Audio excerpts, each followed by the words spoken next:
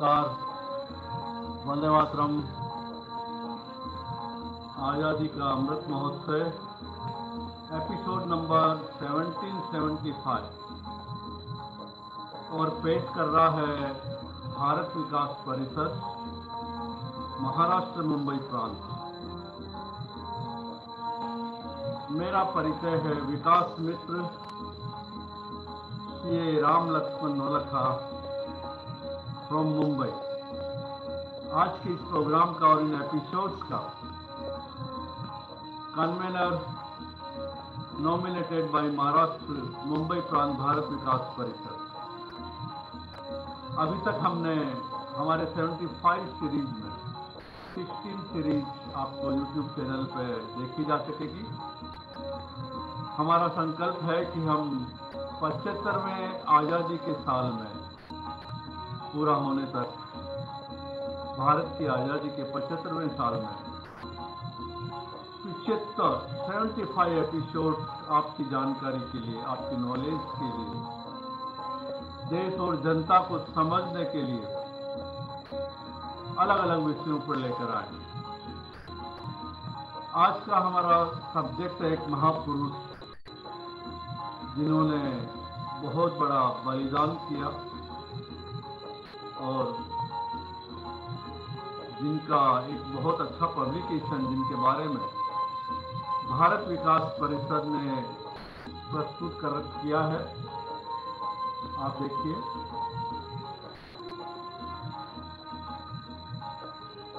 भारत विकास परिषद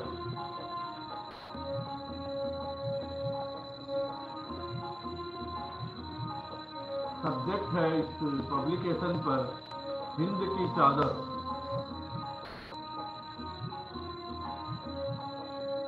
दोस्तों, इसी पब्लिकेशन को बेस मानते हुए इसी पब्लिकेशन से हम नरेशन आपके सामने पेश करेंगे। गुरु तेग बहादुर बलिदान दिवस तथा प्रेरणादायक प्रसंग। भारत विकास परिषद का यह एक संस्कार प्रकल्प है जिसकी विस्तृत जानकारी आप हमारी वेबसाइट पर देख सकते हैं www.bvpindia.com। भारत विकास परिषद विभिन्न संस्कारों के माध्यम से स्वस्थ, समर्थ और संस्कारित भारत के निर्माण में 1963 से स्वामी विवेकानंद के आदर्शों को पालन करते हुए संपर्क, सहयोग, संस्कार, सेवा और समर्पण के सूत्रों को अपनाते हुए पूरे देश में 1450 से ज्यादा विभिन्न एफिलिएटेड सेंटर्स और ब्रांचेस, 75,000 से ज्यादा फैमिली मेंबर्स, अलग अलग उद्देश्यों, सेवा और संस्कार के उद्देश्य को लेकर आगे बढ़ता आ रहा है। आइए आज के हम टॉपिक की ओर बढ़ते हैं। सब्जेक्ट है हिंद की चादर, गुरु तेग बहादुर। भारत देवभूमि है, हम सबकी मां भारती। इस पावन भूमि के आंचल में गौरवशाली इतिहास छुपा है। प्राचीन काल से ही देवासुर संग्रामों की अनेकों गाथाएं हमारा पथ प्रदर्शित करती रही है।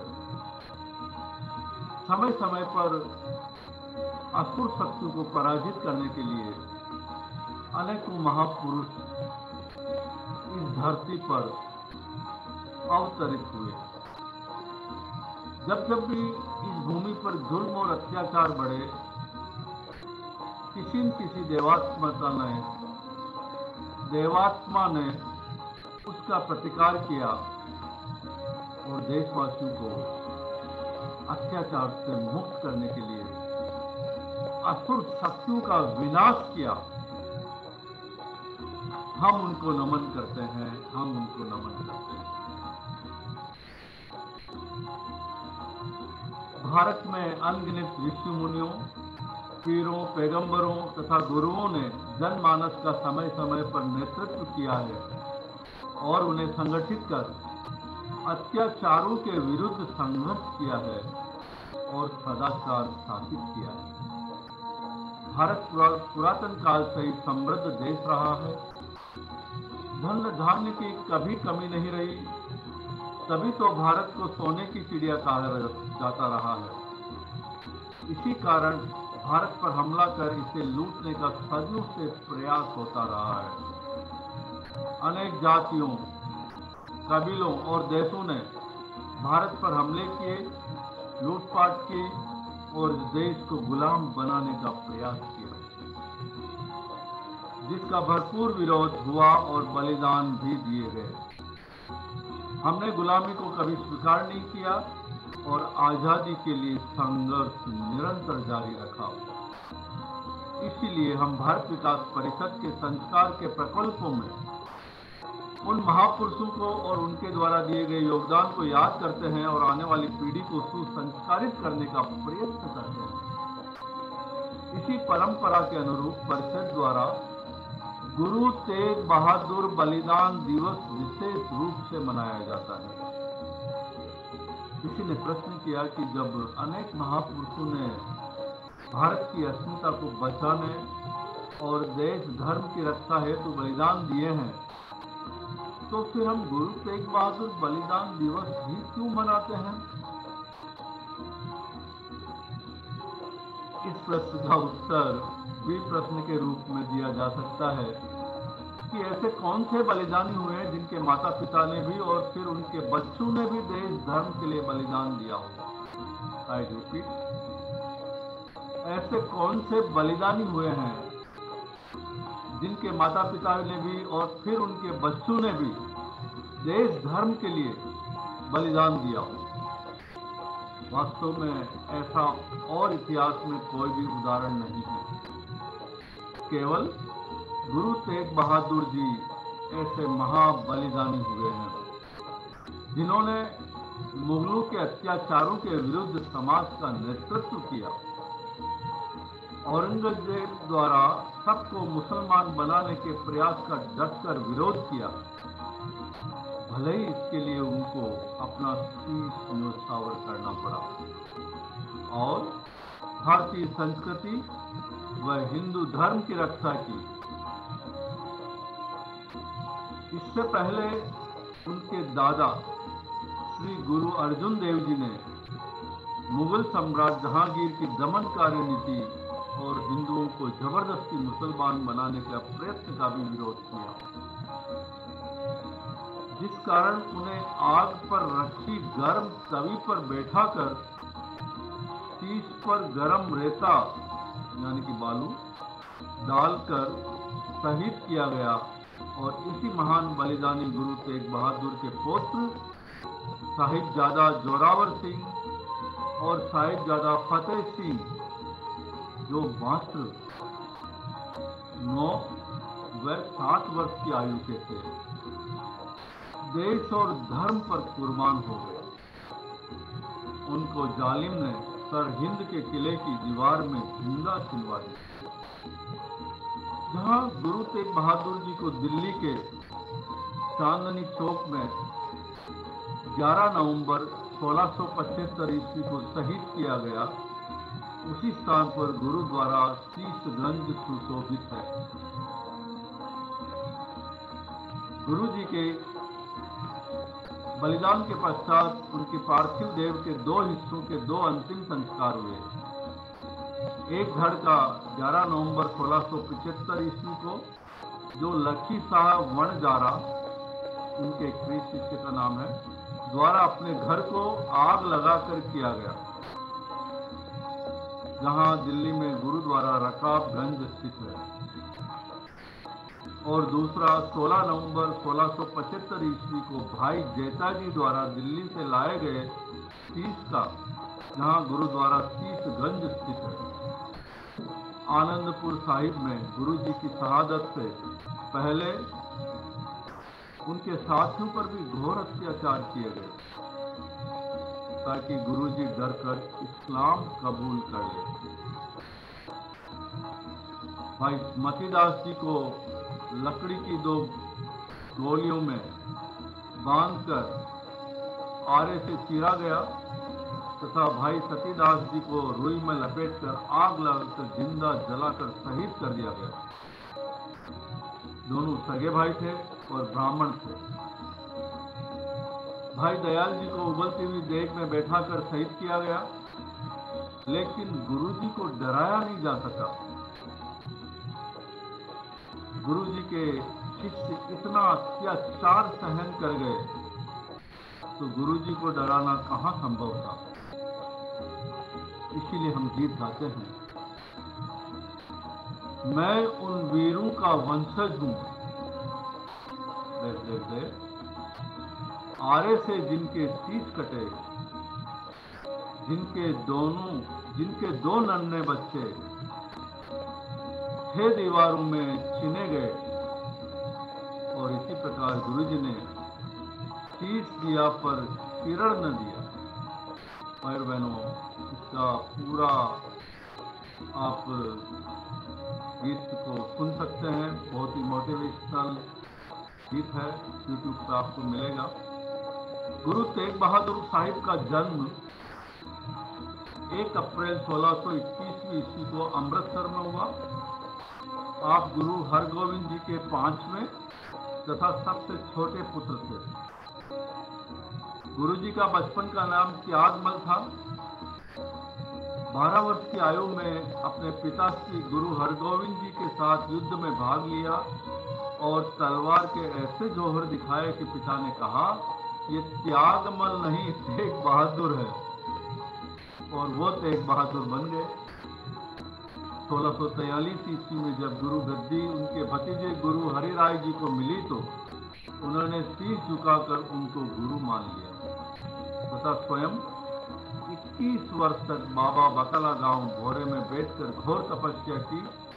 वहीं आपको 1664 में ईस्वी में 8वें गुरु जी के कहने पर गुरु घोषित कर दिया गया। पौत्र ने दादा को गुरु बुद्धि सौंप दी। अब प्रश्न ये उठता है कि किन कारण गुरु जी ने शीश दियो। 1658 ईस्वी में औरंगजेब मुगलों का नया बादशाह बना। वह कट्टर सुन्नी मुसलमान था और भारत में चारों ओर इस्लाम धर्म का बोलबाला देखना चाहता था। किसी अन्य धर्म के अस्तित्व को सहन नहीं कर सकता था। उसने हिंदुओं के कई प्रसिद्ध मंदिरों को गिरवा दिया था और उनके स्थान पर मस्जिदें बनवा दी। हिंदुओं के त्योहारों और रीति रिवाजों पर प्रतिबंध लगा दिए गए। हिंदू साधु संतों सन्यासियों को देश निकाला दे दिया गया। इस्लाम धर्म न स्वीकार करने वाले हिंदुओं को नौकरी से निकाल दिया गया। हिंदुओं पर पुनः जजिया कर लगा दिया गया।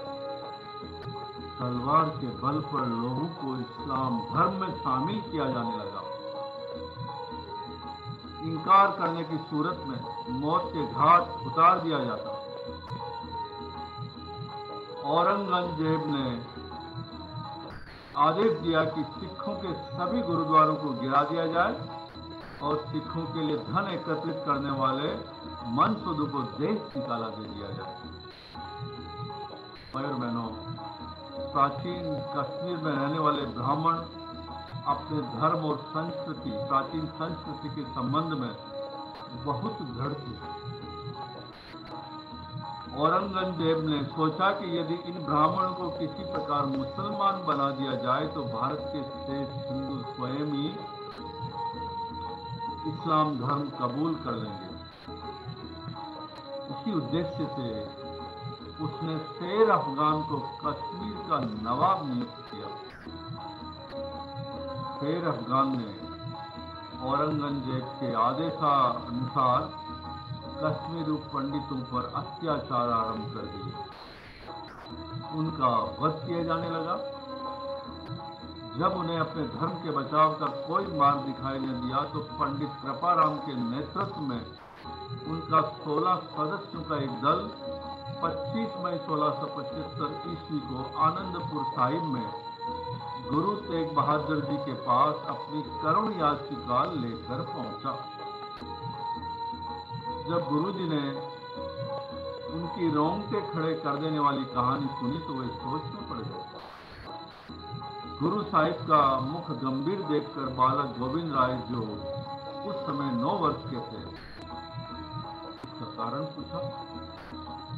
गुरु साहब ने बताया कि हिंदू धर्म की रक्षा हेतु किसी महापुरुष के बलिदान की आवश्यकता है।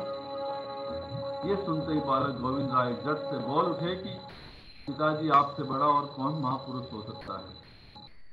गुरु तेग बहादुर जी बालक गोविंद राय के ये शब्द सुनकर बहुत प्रसन्न हुए और उन्होंने अपना बलिदान देने का निर्णय ले लिया। गुरु जी ने कश्मीर पंडितों से कह दिया कि वो औरंगजेब की संदेशा भिजवा दे कि यदि वे तेग बहादुर को मुसलमान बना ले तो वे बिना किसी विरोध के इस्लाम धर्म को कबूल लेंगे। औरंगजेब ने ये बात सुनते ही गुरु जी को दिल्ली बुलाकर मुसलमान बनाने का निश्चय किया, लेकिन गुरु जी उससे पहले ही दिल्ली की ओर प्रस्थान कर चुके थे।